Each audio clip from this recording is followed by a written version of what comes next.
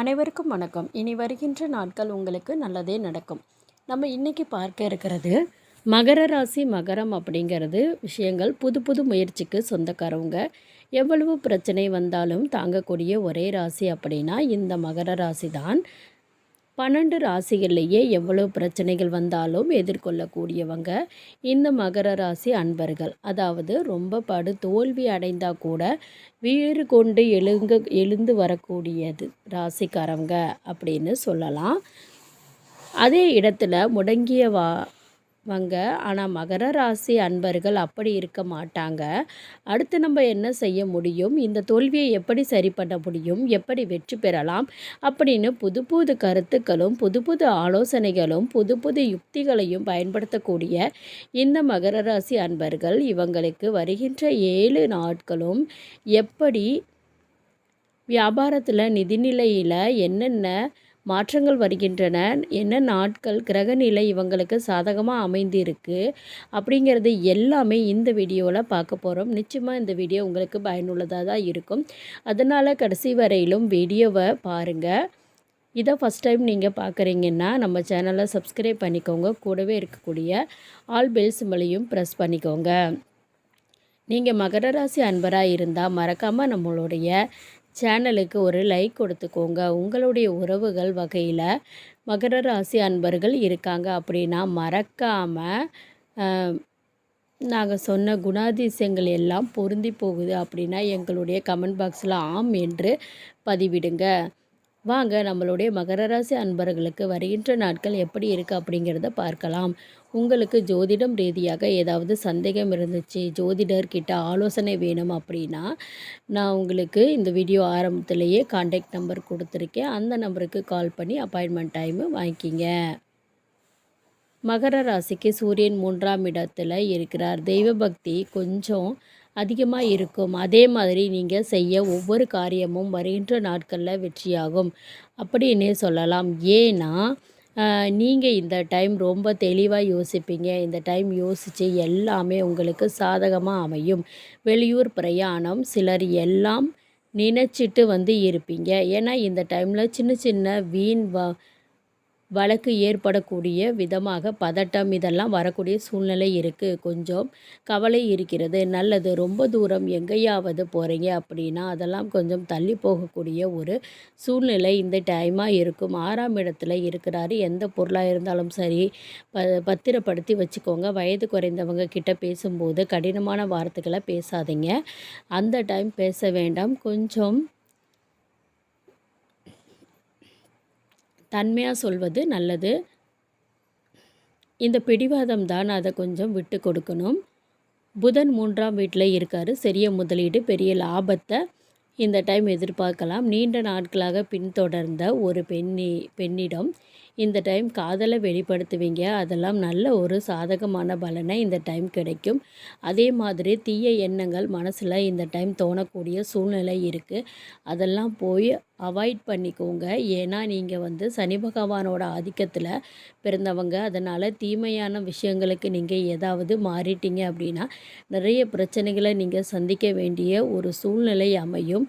நண்பர்களே, உங்களுக்கு நண்பர்களோ அல்லது உறவினர்களோ யாராவது இருக்காங்கன்னா குரு பகவான் 5ஆம் இடத்துல இருக்கார். உறவினர்கள்னால கொஞ்சம் ஏற்படக்கூடிய சூழ்நிலை இருக்குது. தொழிலில் சின்ன சின்ன நஷ்டம் ஏற்படக்கூடிய சூழ்நிலை இருக்குது. ஒரு சிலருக்கு இந்த டைமில் அமைந்திரும். கொஞ்சம் கவனமாக இருங்க. பெரிய இல்லை அப்படின்னா பெரிய பிரச்சனை நீங்கள் சந்திக்க வேண்டிய ஒரு சூழ்நிலை அமைந்திரும். அதனால் கவனமாக இருக்கிறது நல்லது. அதே மாதிரி உங்களை சுற்றி இருக்கிறவங்களுடைய அன்பும் இந்த டைம் கிடைக்கும். சுக்கிரன் 3ஆம் வீட்டில் இருக்கிறதுனால நிறைய நன்மைகள் கிடைக்கும். ஐடி ஊழியர்கள் இருக்காங்க அப்படின்னா அதிக நன்மைகள் கிடைக்கும். ஊழியர்கள் மூலியமாக இந்த மகர ராசி அன்பர்களுக்கு ஐடி ஊழியர்கள் மூலியமாக வளர்ச்சியில் வரும். சனி பகவான் 2ஆம் வீட்டில் அமர்ந்திருக்காரு. முதலீடு எதுவும் இந்த டைமில் வேண்டாம். தனியார் துறையில் இருக்கிறவங்க ரொம்ப கவனமாக இருக்கக்கூடிய காலகட்டமாக இது அமைந்திருக்கு அப்படின்னே சொல்லலாம். பணியாளர் கூட சின்ன சின்ன வாக்குவாதங்கள் இந்த டைம் ஏற்படும்.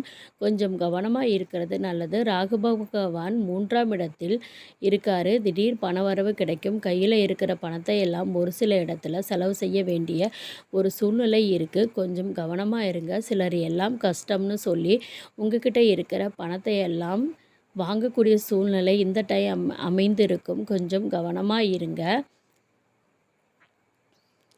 ஆன்மீக காரியத்தில் ஈடுபடக்கூடிய யோகமும் இந்த மகர ராசி அன்பர்களுக்கு வருகிற வாரத்தில் அமையும். எதிர்காலத்துக்காக கொஞ்சம் பணம் சேமித்து வைக்க நினைப்பீங்க. ஆனால் கையில் இருக்கிற பணம் எல்லாம் செலவாயிரும். செலவுகளும் டக்குன்னு வந்துடும். அதிகமாக இந்த வாரத்தில் ஆகக்கூடிய சூழ்நிலை இருக்குது. ஏன்னா உங்களுக்கு ராசிநாதன் ஆட்சி பெற்று பலம் அடைந்து இருக்கார். அதுவும் 2ஆம் வீட்டில் இருக்கார். சனி பகவானோட புதனும் வக்கரமாகி இணைந்திருக்கிறாரு. மிக முக்கியமான 5ஆம் இடம் பரிவர்த்தனை ரொம்ப யோகம்தான். ஆனாலும் பூர்வ புண்ணிய ஸ்தானம் பலம் அடைந்திருக்கு. அதனால் குரு ராசியும் இருக்கார். இதனை சாதகமாக நீங்கள் மாற்றிக்கிட்டீங்க அப்படின்னா நிறைய வாய்ப்புகள் இந்த டைம் வரும். வார்த்தையில் பேசக்கூடியது கவனமாக இருங்க. இந்த டைம் பார்த்திங்கன்னா வார்த்தைகள் கொஞ்சம் தடிமனமான வார்த்தைகளாக வந்தால் கவனமாக இருந்தீங்க அப்படின்னா பெரிய பாதிப்புகள் ஏற்படாது. புதன் 2ஆம் இடத்தில் இருக்கிறார். நிறைய சிறப்பான வாய்ப்புகள் கிடைக்கும். ஒரு சிலருக்கு எல்லாம் விரும்பிய பாடங்கள் படிக்கிறது இந்த டைம் அமையும். 3ஆம் இடத்துல சூரியன் நல்ல ஒரு மாற்றத்தை தருகிறார். நிறைய வெற்றிகள் உங்களுக்கு தேடி வரும்.